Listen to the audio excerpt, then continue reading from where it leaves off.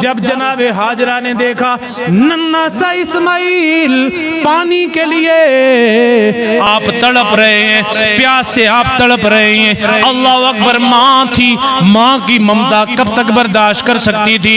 اللہ اکبر، اللہ تعالیٰ نے ماں کے سینے میں وہ دل رکھا ہوا ہے کہ وہ بچے کے لیے اتنی سی بات بھی برداشت نہیں کر سکتی۔ کسی نے کیا خوب کہا کہ ماں دے وہ دل نرم گلابوں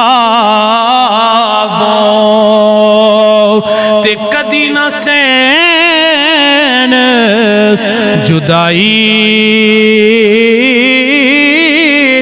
پتران دے سب عیب چھپاون تے کدی نہ کرن برائی۔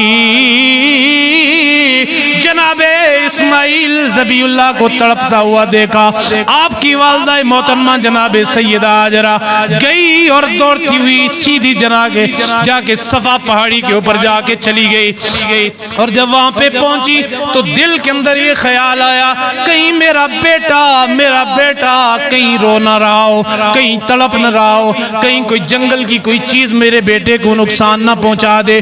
واپس آ گئی، پھر دیکھا بیٹا پیاس سے تڑپ رہا ہے، پھر دوڑتی مروہ پہاڑی کے اوپر پہنچ گئی۔ پھر وہاں پہ خیال آیا ہو سکتا ہے کہ میرے بیٹے کو کوئی چیز نقصان پہنچا دے۔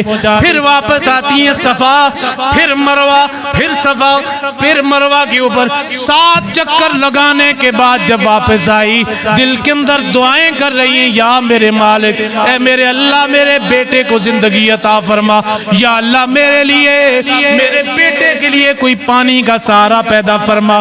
7 چکر لگا کے واپس آئی، کیا دیکھتی ہے؟ ایک فرشتہ جناب اسماعیل ذبیح اللہ کے پاؤں میں بیٹھا ہوا ہے، ان کے پاؤں کو، ایڑیوں کو زمین پہ مارتا جا رہا ہے، اور اس زمین سے اللہ زمزم کے چشمے جاری فرما رہا ہے۔ اللہ نے فرمایا زمزم کے الفاظ جب کہے اس کا مطلب ہے ٹھہر جا، رک جا، ٹھہر جا۔ وہ ٹھہر گیا، اور اللہ کے رسول صلی اللہ علیہ وسلم نے فرمایا اگر جناب سیدہ ہاجرہ اس پانی کے گرد وہ کناریاں نہ بناتی، وہ آب زمزم کا چشمہ اتنا پھیلتا کہ وہ پوری دنیا کے اندر پھیل جاتا اور اس کا پانی کبھی ختم نہ ہوتا۔